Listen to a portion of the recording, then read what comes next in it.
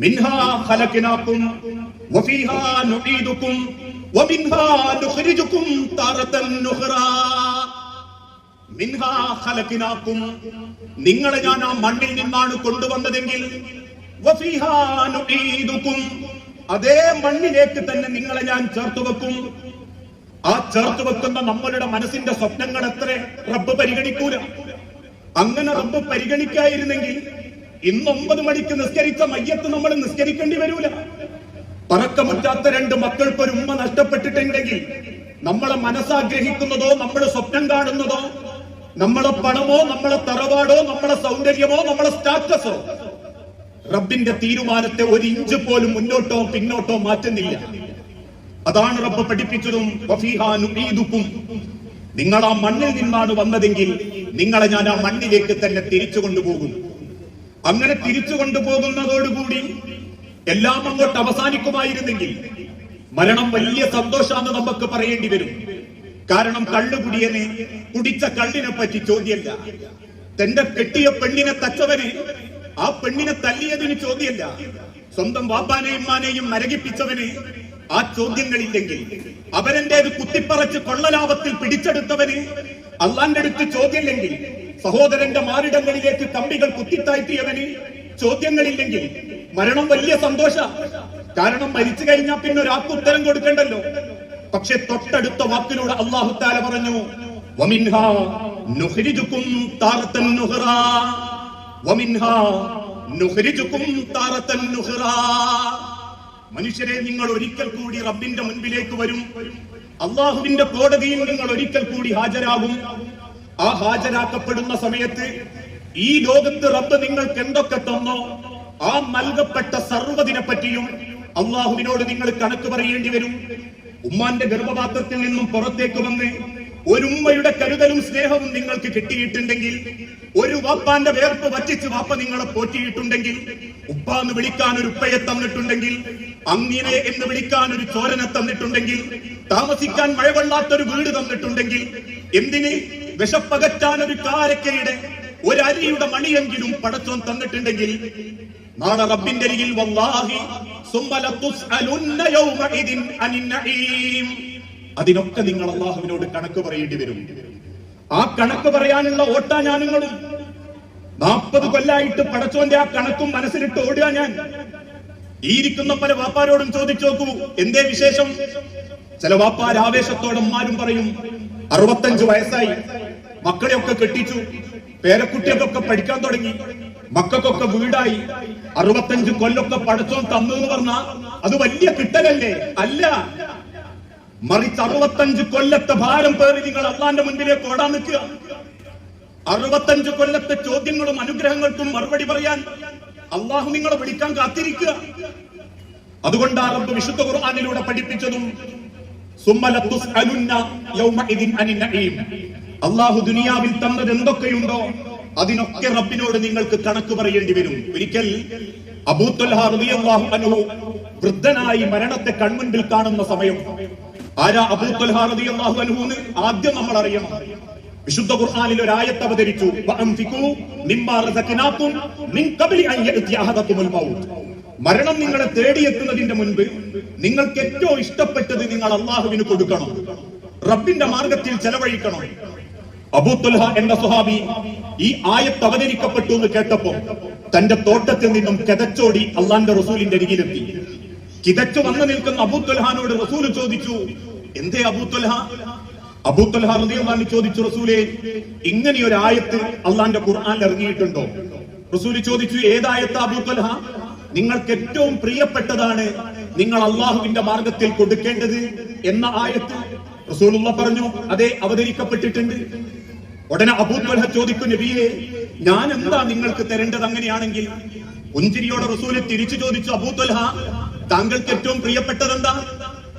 അബൂ ത്വൽഹ റളിയല്ലാഹു അൻഹു തിരിച്ചു പറഞ്ഞു, റസൂലേ, എനിക്കെന്നല്ല, ഈ മദീനയിലെന്നല്ല, എന്റെ രാജ്യമറിയുന്ന, എന്റെ തോട്ടമറിയുന്ന സർവ്വ മനുഷ്യർക്കും, അത് മുസ്ലിം ആവട്ടെ അമുസ്ലിം ആവട്ടെ ജൂതനാവട്ടെ പക്ഷികൾക്ക് പോലും എന്റെ തോട്ടമാ റസൂലേ ഇഷ്ടം.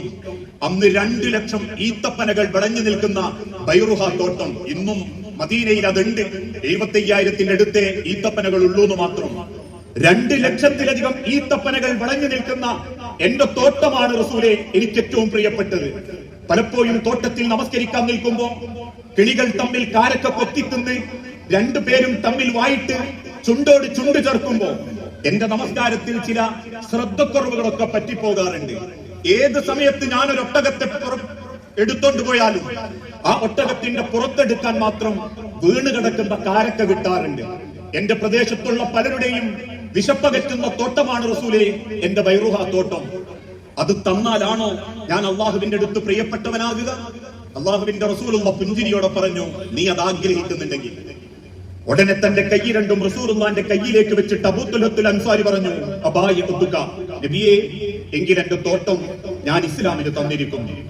അതേ അബൂ തുൽഹത്തുൽ അൻസാരിയ മരണത്തിന്റെ സെക്കൻഡിൽ കണ്ണു നിറഞ്ഞ് ഈത്തപ്പന ഓലയിൽ കിടക്കുന്നത് കാണാൻ വേണ്ടി കയറി ചെന്ന സഹാബാക്കൾ അബൂ തുൽഹാന്റെ കണ്ണുനീർ കണ്ട് ചോദിച്ചു, അബൂ തുൽഹ, മരിക്കാൻ ഇത്ര പേടിയാണോ താങ്കൾക്ക്? അബൂ തുൽഹ റളിയല്ലാഹു അൻഹു തിരിച്ചു പറഞ്ഞു, മരണത്തെ ഞാൻ പേടിച്ചിട്ടില്ല. പിന്നെന്തിനാ അബൂ തുൽഹ നിങ്ങൾ കരഞ്ഞ്?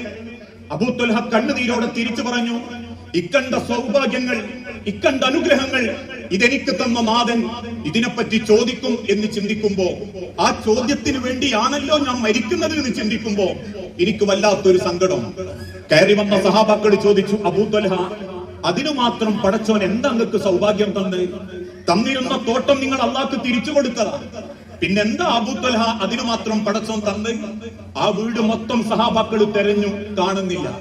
അവസാനം തിരിച്ചു വന്ന അബൂ തുൽഹാനോട് ചോദിച്ചു, പറ അബൂ തുൽഹ, ഞങ്ങൾ അറിയാത്ത എന്ത് സമ്പാദ്യമാ റബ്ബ് താങ്കൾക്ക് തന്നത്? സർവരും നോക്കിക്കൊണ്ടിരിക്കുമ്പം തന്റെ ക്ഷീണിച്ച കൈയെടുത്ത് വീട്ടിന്റെ മൂലയിലേക്ക് അബൂ തുൽഹ ചൂണ്ടി. സഹാബത്ത് ആ വിരലിന്റെ അറ്റത്തേക്ക് നോക്കുമ്പോ കണ്ടത് വീട്ടിന്റെ മൂലയിലെ ഈത്തപ്പന ഓലയിൽ ചാരി വെച്ചിട്ടുണ്ട് തുരുമ്പ് വീണ ഒരു പ്ലേറ്റും വക്ക് പൊട്ടിപ്പോയൊരു തോൽപാത്രവും.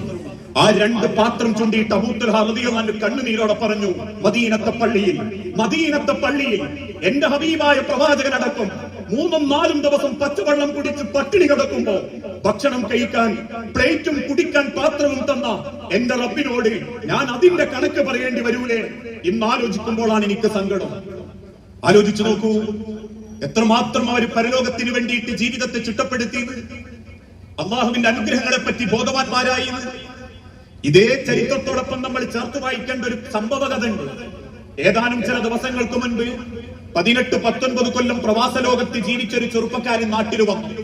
വലിയ സമ്പാദ്യമൊക്കെ കയ്യിലുണ്ട്.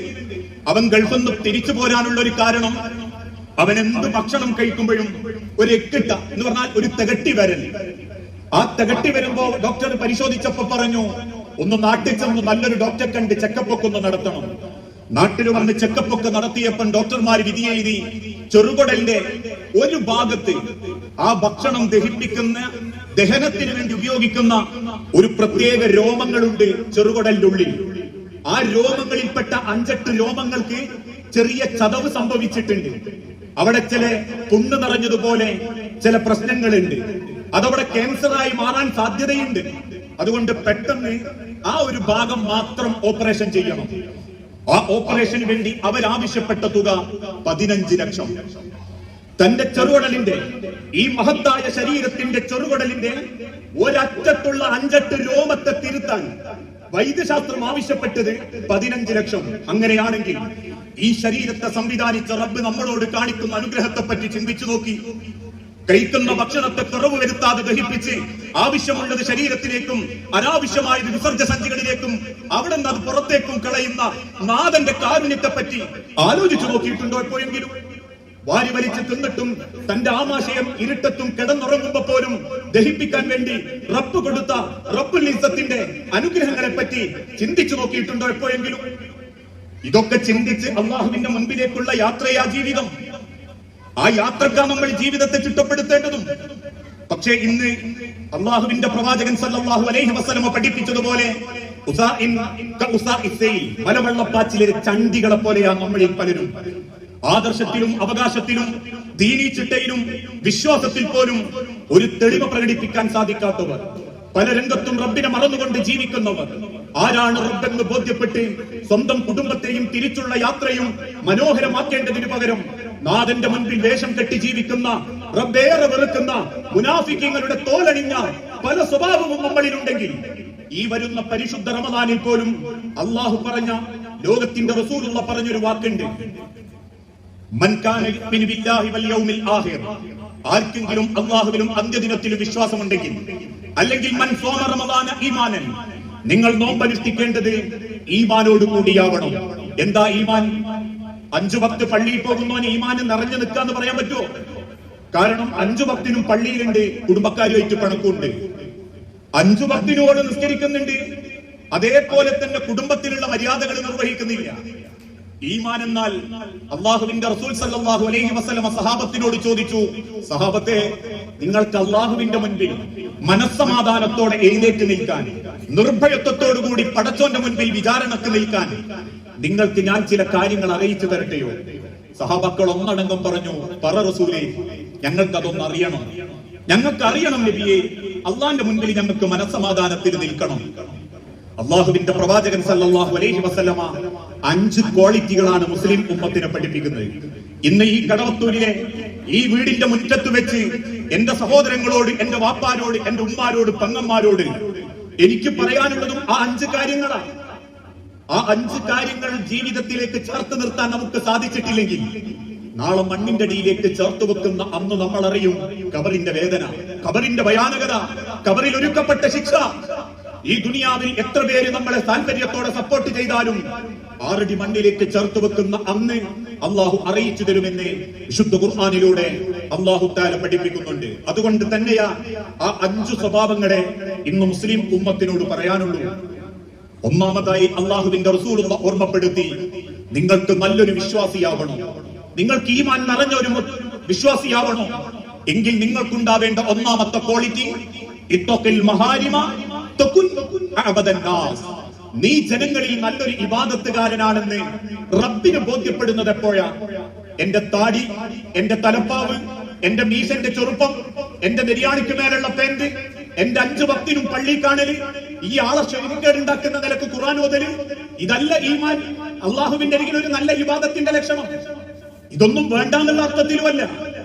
അള്ളാഹുവിന്റെ കണ്ണിൽ നമ്മൾ ഒരു നല്ല മുത്തക്കിയാവണമെങ്കിൽ നാട്ടിൽ ഏതെങ്കിലും ഒരു സംഘടനയുടെ ഭാരവാഹിയും സംഘടനന്റെ സംഗമങ്ങൾ സംഘടിപ്പിക്കുന്ന വ്യക്തിയായാലും പോരാ, പള്ളി കമ്മിറ്റിയിലെ സെക്രട്ടറി പ്രസിഡന്റും ആയാൽ പോരാ. മറിച്ച് പടച്ചോന്റെ അടുത്ത് നമുക്കൊരു നല്ല മുത്തക്കിയാവാൻ സാധിക്കണമെങ്കിൽ ഇത്തഖിൽ മഹാരിമ, റബ്ബ് ഹറാമാന്ന് പറഞ്ഞ കാര്യം കഴുത്ത് മുറിച്ച് കൊടുക്കേണ്ടി വന്നാലും ആ ഹറാമ് ചെയ്യരുത്. തന്റെ കഴുത്തങ്ങോട്ട് മുറിച്ചു മാറ്റേണ്ടി വന്നാൽ പോലും ആ ഹറാമ് ഞാൻ ചെയ്യില്ലെന്ന് ഉറപ്പിക്കുന്നവനാണ് അള്ളാഹുവിന്റെ കണ്ണിൽ ഏറ്റവും നല്ല ഇബാദത്ത് ചെയ്യുന്ന മുത്തഖി. ഫതകുൻ അഅബദൻ നാസ്, ജനങ്ങളിൽ ഏറ്റവും നല്ല ഇബാദത്തുകാരനായി, ഇബാദത്ത് ചെയ്യുന്നവനായി അള്ളാഹു നിന്നെ കണക്കാക്കും. അതിനെന്താ വേണ്ടത്? ഇത്തഖിൽ മഹാരിമ, പടച്ചോൻ ഇത് ഹറാമാന്ന് പറഞ്ഞിട്ടുണ്ട്, പിന്നെ ജീവൻ പോകേണ്ടി വന്നാലും ആ ഹറാമ് ചെയ്യരുത്. പക്ഷെ ഇന്ന് എന്താ നമ്മളിൽ പലരുടെയും സ്വഭാവം? ദുനിയാവിലും ആഖിറത്തിന്റെ വിഷയത്തിലും ഒക്കെ ഹറാമേ ചെയ്യുന്നുള്ളൂ. എല്ലാരും അത്തരക്കാരി എന്ന് ഞാൻ വ്യാഖ്യാനിക്കുന്നില്ല. എത്ര പേരാ ലോൺ എടുത്ത് പുരണ്ടാക്കുന്നത്? പലിശ വാങ്ങരുതേ, കൊടുക്കരുതേ, എഴുതരുതേ, സാക്ഷി നിൽക്കരുതേ. എങ്ങനെ? 2 ആള് പലിശന്റെ ഇടപാട് നടത്തുമ്പോ 3-മതൊരുത്തൻ എന്റെ അടുത്ത് നിന്നിട്ട് പറയാ ഞാൻ സാക്ഷി. ആ സാക്ഷിക്ക് പോലും കുറ്റണ്ടെന്ന് പഠിപ്പിച്ച മതമായ ഇസ്ലാം. ആ പലിശയുടെ പിന്നാലെ നിങ്ങൾ പോകരുത്. അഹല്ലല്ലാഹുൽ ബൈഅ വഹറമ റിബ, കച്ചവടം നിങ്ങൾ ചെയ്തോ, പക്ഷേ പലിശയിൽ ഇടപെടരുത്. പലിശ കൊണ്ട് നിങ്ങൾക്ക് കൊട്ടാരം ഉണ്ടാക്കാൻ പറ്റുമെങ്കിലും, പലിശ നിങ്ങൾക്ക് ദുനിയാവിൽ എന്ത് സമാധാനം നൽകുമെങ്കിലും, വല്ലാഹിറത്തു ഖൈറും വഅബ്ഖ, പരലോകമാണ് ബാക്കിയാവുന്നതെന്നും ആ പരലോകത്ത് നിങ്ങൾക്ക് ബാക്കിയാകുന്നത് പാപത്തിന്റെ ഭാരങ്ങളാണെന്നും വിശുദ്ധ ഖുർആനിന്റെ വെളിച്ചത്തിൽ അല്ലാഹു തആല പഠിപ്പിച്ചിട്ടുണ്ടെങ്കിലും ഇന്ന് പല വാഹനവും ലോണില, പല വീടുകളും ലോണില, പല ഉമ്മമാരുടെ പണ്ടങ്ങൾ പണയത്തില. ഒന്ന് കഴിഞ്ഞാൽ രണ്ടാമത്തത്, അത് തീർന്നാൽ മൂന്നാമത്തത് എന്നുള്ള നിലക്കല്ലേ ഹറാമിൽ ഇടപെട്ടുകൊണ്ടിരിക്കുന്നത്. സമ്പത്തുകൾ സമ്പാദിക്കുന്ന വിഷയത്തിൽ ഹക്കും ബാത്തിലുള്ള നോട്ടല്ല. അവനാന്റെ കാര്യം നടക്കണം എന്നുള്ള ഒരു ചിന്ത മാത്രം വരുമ്പോ പിന്നെ ആർക്കെന്ത് പണത്തിന്റെ ഹക്കും ബാത്തിലും എന്ന രീതിയിലേക്ക് കാര്യങ്ങൾ മാറി.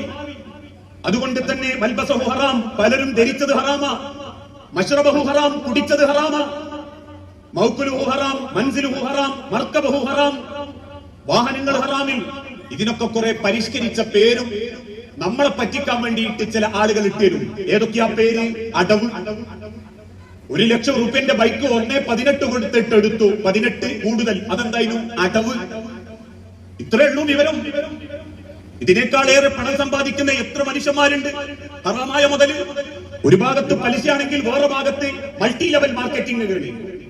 ആരാണ് എവിടെയാണെന്ന് പോലും അറിയാത്ത ഇൻവെസ്റ്റേഴ്സിനെ കൂട്ടിക്കൊണ്ടുപോയി കുതിയിൽപ്പെട്ട് ചതിയിൽപ്പെടുത്തി എത്ര ആളുകളാ പൈസ ഉണ്ടാക്കിക്കൊണ്ടിരിക്കുന്നത്? എത്ര പേരാ ചതിയിലൂടെ പണം നേടിക്കൊണ്ടിരിക്കുന്നത്? ഒരാളുടെ ഹക്കല്ലാത്ത ഒരു ഉറുപ്പ്യങ്ങളെ ശരീരത്തിലുണ്ടെങ്കിൽ നിങ്ങളുടെ ശരീരം സ്വർഗത്തോട് ചേരില്ലെന്ന് പഠിപ്പിക്കപ്പെട്ട ഒരു മതത്തിന്റെ അനുയായികൾക്ക് മരിക്കുന്നതിന്റെ തൊട്ടു മുൻപ് പടച്ചോനെ, ഞാൻ എന്റെ മക്കൾക്കോ എന്റെ കുടുംബത്തിനോ ഞാൻ തിന്നതിനോ 1 ഉറുപ്പ്യ ഹറാമില്ല റബ്ബേ എന്ന് പറയാൻ പറ്റുന്നതാ കൽബുൻ സലീം. കുറ്റമറ്റ ഹൃദയം എന്ന് പറഞ്ഞാൽ അതാ. ആ ഹൃദയ പടച്ചോ നമ്മളിൽ നിന്ന് ആഗ്രഹിക്കുന്നത്. ഇങ്ങനെ പല രംഗത്തും ആളുകൾ പണം സമ്പാദിക്കാൻ പലിശയുമായിട്ടുള്ള ഇടപെടലുകളിൽ, നോട്ടിരട്ടിപ്പുകളിൽ, മണി ചെയിനുകളിൽ, ഇതാരും അറിയാതെ പൈസ ഉണ്ടാക്കുന്നതിൽ മനുഷ്യൻ വെപ്രാളപ്പെട്ട് ഓടിക്കൊണ്ടിരിക്കുക. ഞാൻ ആ വിഷയത്തെ പറ്റി കൂടുതൽ പറയുന്നില്ല, ബേജാറാ ചിലർക്ക്. ഇതൊക്കെ കേൾക്കുമ്പോൾ ചിലർ ചോദിക്കും, പൈസക്ക് പൈസ വേണ്ടേ? ഞങ്ങൾ തരുമോ മൗലവിയെ? ഒന്ന് കഴിഞ്ഞാൽ രണ്ടാമത്തെ ചോദ്യത, പ്രസംഗിക്കുന്നവർക്ക് പ്രസംഗിക്കാലോ, പൈസ നിങ്ങൾ തരുമോ? അവിടെ ആ ലോകത്തിന്റെ റസൂൽ ഓർമ്മപ്പെടുത്തിയത്, ഒരു വക്തിനെങ്കിലും പടച്ചവനോട് പറയണം, അറിയാണ്ട് പെട്ടുപോയി റബ്ബേ, ഇതിൽ നിന്ന് രക്ഷപ്പെടാനുള്ള ഒരു വഴി നീ കാണിച്ചു തരണം. അല്ലാണ്ട് ഓളെ മാല വെച്ചിട്ട് വേണം പിന്നെ അത് മാറ്റി തലശ്ശേരി ബാങ്ക് കൊണ്ടുവച്ചിട്ട് വേറെടുക്കാൻ ചിന്തിക്കുന്നവന് മാറ്റാനും തിരുത്താനും അത് വീട്ടാനുള്ള കഴിവ് പടച്ചം കൊടുക്കൂല. അത് കഴിഞ്ഞിട്ടോണം വേറൊന്ന് ചിന്തിക്കാൻ നല്ല വേണ്ടേ. ഈ ഹറാമിൽ എനിക്കൊന്ന് രക്ഷപ്പെടണം, എന്റെ മക്കളും കുടുംബവും തിന്നുന്ന ഹലാലാക്കി തരണം. ഒരു വക്തിനെങ്കിലും പ്രാർത്ഥിച്ചിട്ടുണ്ടോ? ഞാൻ ഈ സഞ്ചരിക്കുന്ന വാഹനത്തിൽ പടച്ചോനെ ഇതും വന്ന കിടന്ന് ഞാൻ മരിച്ചുപോയാ? അങ്ങനെയൊക്കെയാ അള്ളാഹ് ചോദിച്ച ചോദ്യം. വളരെ മനോഹര. അള്ളാഹു ചോദിക്കുന്നുണ്ട്, നബിയെ, മുടികളെല്ലാം പാറിപ്പറന്ന് ക്ഷീണിച്ച് അള്ളാന്റെ മുൻപിലേക്ക് വന്നിട്ട് ഒരുത്തൻ ചോദിക്കാം, യാ റബ്ബേ യാ റബ്ബ്, എന്റെ റബ്ബേ എന്റെ റബ്ബേ എന്ന്. മശ്റബഹു ഹറാം, മൻസിലുഹു ഹറാം, മർകബഹു ഹറാം. ഓൻ സഞ്ചരിച്ചതും കഴിച്ചതും ഒക്കെ ഹറാമായ നിലയ്ക്ക് ഞാൻ എങ്ങനെയാ റസൂലേ അവന് ഉത്തരം കൊടുക്കുക? ഇനി ഇന്നത്തെ പരിഷ്കരിച്ച രീതിയിൽ നമ്മൾ അതൊന്ന് നമ്മളെ ബാക്കത്ത് നമ്മളെ രീതിയിലൊന്ന് വ്യാഖ്യാനിച്ചു നോക്കുക. അടവിനെടുത്ത പലിശ കൊണ്ട് കെട്ടിപ്പടുത്ത വാഹനത്തിൽ ഓൻ വന്നിട്ട് പൊരന്റെ മുൻപിൽ വാഹനം, അതല്ലെങ്കിൽ പള്ളിന്റെ മുൻപിൽ സൈഡാക്കി ആ പലിശ വന്നിറങ്ങിയിട്ട് അള്ളാന്റെ പള്ളി കയറിയിട്ട് യാ റബ്ബി യാ റബ്ബി അള്ളാഹ് ചോദിക്കുക, എങ്ങനെയാ മനുഷ്യരെ ഞാൻ നിങ്ങൾക്ക് ഉത്തരം തരിക? പലിശയും സക്കാത്തും തമ്മിലുള്ള വ്യത്യാസം എന്താണെന്നറിയോ? സക്കാത്ത് എന്ന് പറഞ്ഞാൽ ഉള്ളവൻ ഇല്ലാത്തവനിലേക്ക് കൊടുക്കുന്നത്, ഉള്ളവൻ ഇല്ലാത്തവനിലേക്ക് കൊടുക്കുന്നത് സക്കാത്ത്. പലിശ എന്ന് പറഞ്ഞാലോ ഇല്ലാത്തവന്റെ അടുത്ത് നിന്നുള്ളവൻ കുത്തിപ്പിടിച്ചു വാങ്ങുന്നത്. അതുകൊണ്ടാ സക്കാത്തിന് എത്ര കൂലിയുണ്ടോ അതിനേക്കാളേറെ പാപം പലിശക്കുണ്ട് എന്ന് ഹബീബുന റസൂലുള്ളാഹി സ്വല്ലല്ലാഹു അലൈഹി വസല്ലം പറയാനുള്ള കാരണം. അങ്ങനെ ഒരു പലിശയിൽ ഭക്ഷണം കഴിച്ച് നോമ്പുവെക്കുന്നവരൊക്കെ അവസ്ഥ നമ്മളൊന്ന് ആലോചിച്ചു. ഇതേപോലെ തന്നെ കുടുംബ ബന്ധം ഒരിക്കൽ ഹറാമാ. ഞാൻ ആ വിഷയത്തിനെ പറ്റി കൂടുതൽ പറയുന്നില്ല. ഒരുപക്ഷെ എന്റെ പ്രസംഗത്തിൽ നിങ്ങൾ കേട്ടിട്ടുണ്ടാകും, എത്ര പേരാരോഗ്യത്തിൽ, എത്ര പേരാ മുഖത്തോട് മുഖം നോക്കാതെ ജീവിക്കുന്നത്. പുറമെ കാണാൻ എല്ലാരോടും പറയും ഞാൻ തമ്മിൽ ഒന്നുമില്ലാന്ന്, പക്ഷെ ഉള്ളിന്റെ ഉള്ളിൽ പകയും വെറുപ്പും അവസാനിപ്പിച്ചിട്ടില്ല. മരിക്കുന്നത് വരെ ഒന്ന് മനസ്സറിഞ്ഞ് ചിരിക്കാൻ പറ്റിയിട്ടില്ല, ഒന്ന് സലാം പറയാൻ പറ്റിയിട്ടില്ല. അവസാനം മരിച്ചോന്റെ മയ്യത്ത് കാണാൻ വേണ്ടി നാട്ടുകാരെ ബോധ്യപ്പെടുത്താൻ ചെന്ന് മരിച്ചോന്റെ മക്കളെ പുറത്ത് 2 തട്ട് തട്ടി ഒന്ന് ആശ്വസിപ്പിച്ച് ഓന്റെ മയ്യത്തിന് പള്ളിയിൽ വന്ന് നിസ്കരിച്ച പൊരുത്തം കിട്ടുന്ന് ഞാൻ എവിടെയും പഠിച്ചിട്ടില്ല. നിങ്ങൾ പഠിച്ചിട്ടുണ്ടോ എന്ന് എനിക്കറിയില്ല. റബീഉൽ അവ്വൽ 12 വഫാത്താകുന്ന ലോകത്തിന്റെ റസൂലുള്ള റബീഉൽ അവ്വൽ 10 മദീനത്തെ പള്ളിയിൽ വന്ന് സഹാബത്തിന്റെ കൈ പിടിച്ച് പൊരുത്തം വാങ്ങിയത് ലോകം കണ്ട ഏറ്റവും നല്ല അഷ്റഫുൽ ഹൽഖ, പേര് കേട്ട ഖുറൈശ് ഗോത്രത്തിലെ തറവാട്ടിലെ പ്രിയപ്പെട്ട മോന, ഖദീജ ബീവിന്റെ ഭർത്താവ. 12 പെണ്ണുങ്ങളെ ഒരു കുഴപ്പമില്ലാതെ കൊണ്ടുനടന്ന് നാട്ടിലെ മാന്യന. അള്ളാഹു ഹറാമാക്കിയ ഒരു കാര്യം ജീവൻ വെടിയേണ്ടി വന്നാലും അതെന്റെ ജീവിതത്തിലേക്ക് ഞാൻ സ്വീകരിക്കില്ല, ആ ഒരു ഹറാമിലേക്ക് ഞാൻ ഇടപെടില്ല എന്ന് ചിന്തിക്കാനുള്ള ഒരു മനസ്സുണ്ടാവണം. മഹാനായ ഹുദൈഫ റളിയല്ലാഹു അൻഹുവിന്റെ ചരിത്രം പറയാറുണ്ട്. നബി സല്ലല്ലാഹു അലൈഹി വസല്ലമിന്റെ അരികിൽ വന്ന് ശത്രുക്കളായ ആളുകൾ ഖുർആൻ മനഃപ്പാഠമാക്കിയവരെ ഞങ്ങൾക്ക് പഠിക്കാൻ വേണ്ടി വിട്ടുതരണം എന്ന അവകാശം ഉന്നയിച്ചു. ഹുദൈഫ റളിയല്ലാഹു അൻഹുവിന്റെ നേതൃത്വത്തിൽ 70 സഹാബാക്കളെ, ഹാഫിദീങ്ങളെ നബി സല്ലല്ലാഹു അലൈഹി വസല്ലമ അവരുടെ കൂടെ പറഞ്ഞയച്ചു. വളരെ സന്തോഷത്തോടു കൂടിയാണ് അവര് ഖുർആൻ പഠിപ്പിക്കാൻ എന്ന സന്തോഷത്തോടു കൂടി പുറപ്പെടുന്നത്. വന്നത് ചതിയന്മാരായ നസാറാക്കളിൽപ്പെട്ട ശത്രുക്കളാണെന്ന് തിരിച്ചറിയാത്ത പ്രവാചകനും സഹാബത്തും. പിന്നീടാണ് അറിയുന്നത് കൊണ്ടുപോയ 70 പേരെയും ആ ശത്രുക്കൾ നിഷ്കരുണം കൊന്നുകളഞ്ഞു എന്ന വാർത്ത. അതിലവസാനം കൊല്ലപ്പെട്ട 69 പേരെയും ചിലരെ തിളച്ച എണ്ണയിലിട്ട് കൊന്നു, ചില ആളുകളെ കുരിശിലേറ്റി കൊന്നു, ചില ആളുകളുടെ കൈകാലുകൾ വെട്ടിമാറ്റി രക്തം വാർന്നു മരിച്ചു. അവസാനം കൊല്ലാൻ വേണ്ടി ശത്രുക്കൾ കൊണ്ടുവന്നത് ആ 70 പേരുടെ നേതാവ് ഹുദൈഫ റളിയല്ലാഹു അൻഹു എന്ന സ്വഹാബിയെയായിരുന്നു.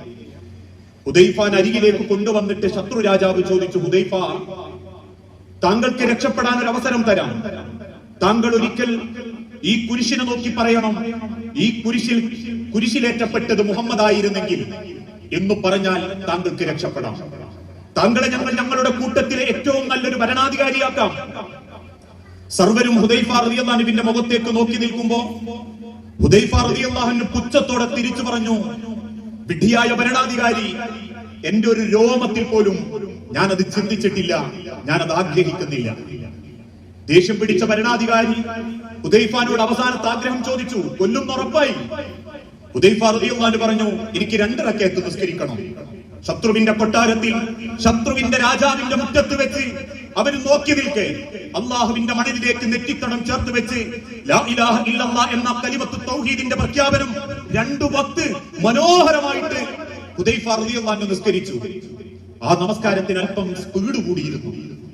അത്ഭുതത്തോടെ പരിഹാസത്തോടെ രാജാവ് ചോദിച്ചു, ഹുദൈഫ, ഇതെന്ത് നിസ്കാരം? ഇങ്ങനെയുണ്ടോ ഒരു നിസ്കാരം? ഇത്ര പെട്ടെന്നാ കഴിഞ്ഞ്?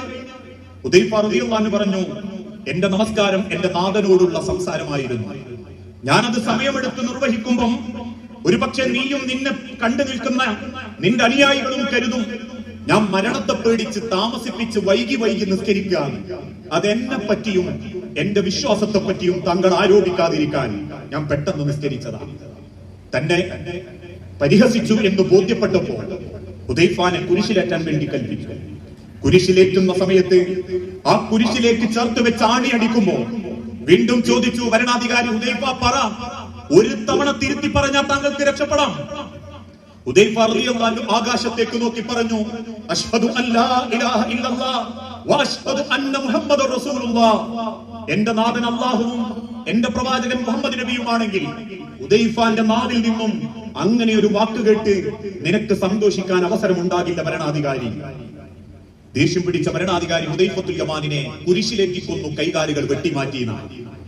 ആലോചിച്ചു നോക്കൂ മനുഷ്യരെ, ഇത്തക്കിൽ മഹാരിമ, ഒരു കാര്യം ഹറാമാന്ന് പടച്ചോൻ പറഞ്ഞ പിന്നെ യാതൊരുവിധ അഡ്ജസ്റ്റ്മെന്റിനും സഹാബത്ത് തയ്യാറായിട്ടില്ല. ഇന്ന് അതേ രംഗത്ത് പലിശ പോട്ടെ, ബന്ധങ്ങൾ ഞാനിപ്പോ സൂചിപ്പിച്ചല്ലോ. നബി സല്ലല്ലാഹു അലൈഹി വസല്ലമ ഓർമ്മപ്പെടുത്തി, ഓരോ ബന്ധങ്ങളും പടച്ചോൻ തരുന്ന നിഅമത്തുകളാ. ഞാൻ ആരുടെ മകനാവണം, എന്റെ വാപ്പയാരാവണം, എന്റെ പെണ്ണുങ്ങളാരാവണം, പെണ്ണുങ്ങളുടെ ഭർത്താവ് ആരാകണം, എനിക്കെത്ര മക്കൾ ഉണ്ടാവണം, എന്റെ മക്കൾ ഏത് കുടുംബത്തേക്ക് പറഞ്ഞേക്കണം, ഇതൊക്കെ റബ്ബിന്റെ തീരുമാന.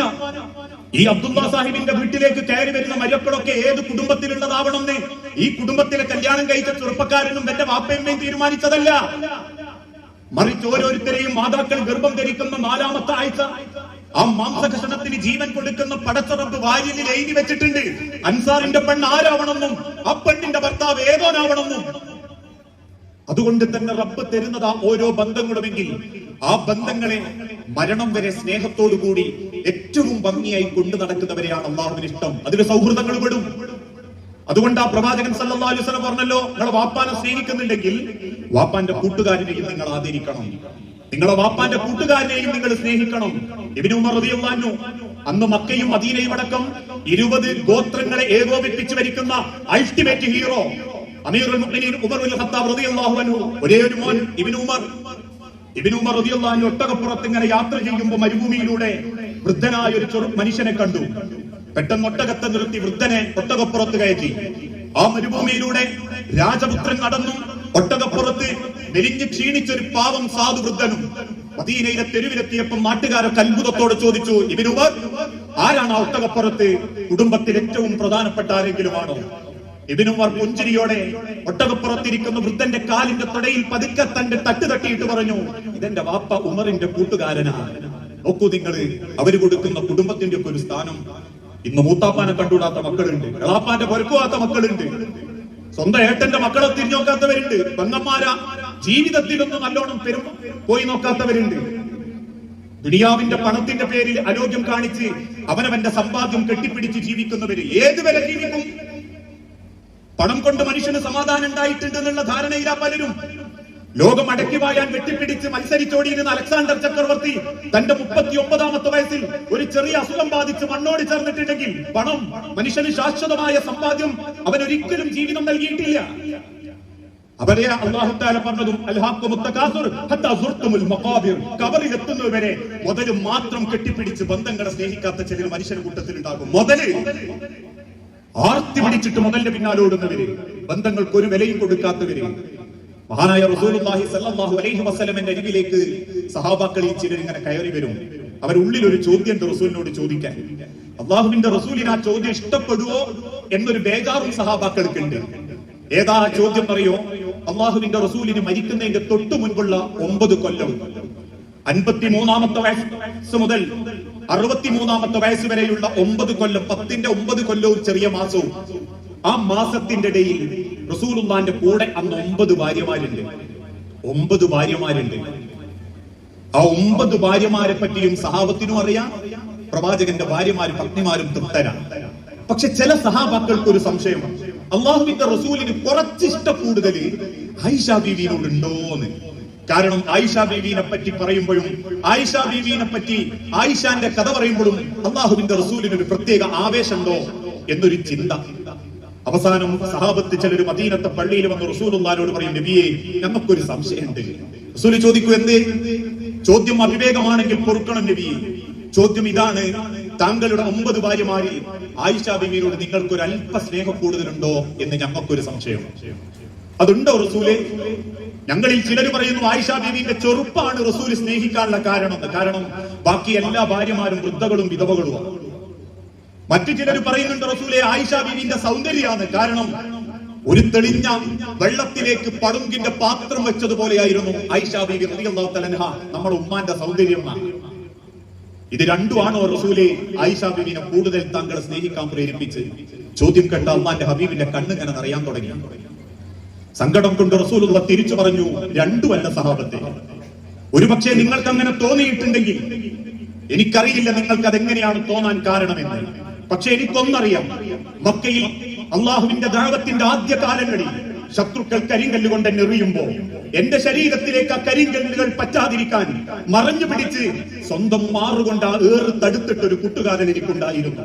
അബൂത്വാലിബിന്റെ താഴ്വരയിൽ എന്നെ ഉപരോധിച്ചവർ 3 കൊല്ലം പട്ടിണി കിട്ടപ്പോ ആളറിയാതെ മടിക്കുത്തിൽ ഭക്ഷണവുമായി കയറി വന്ന എന്റെ ഒരു ചങ്കന്റെ കൂടെയുണ്ടായിരുന്നു.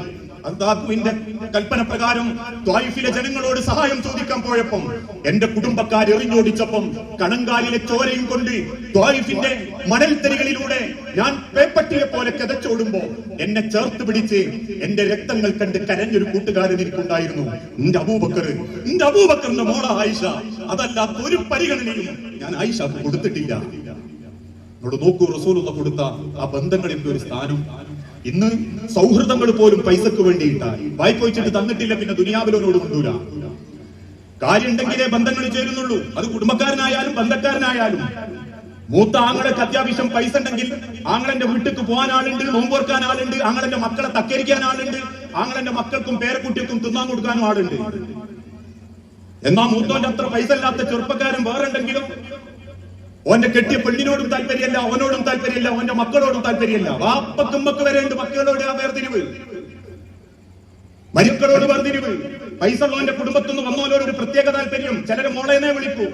എന്നാൽ നാട്ടിൽ ഓൻ ഇഷ്ടപ്പെട്ട് പൈസ ഇല്ലാത്ത ഒരു പെണ്ണിനെ കെട്ടിക്കൊണ്ടുവന്ന് വന്നാ ഓളെ പേരെടുത്തേ വിളിക്കൂ.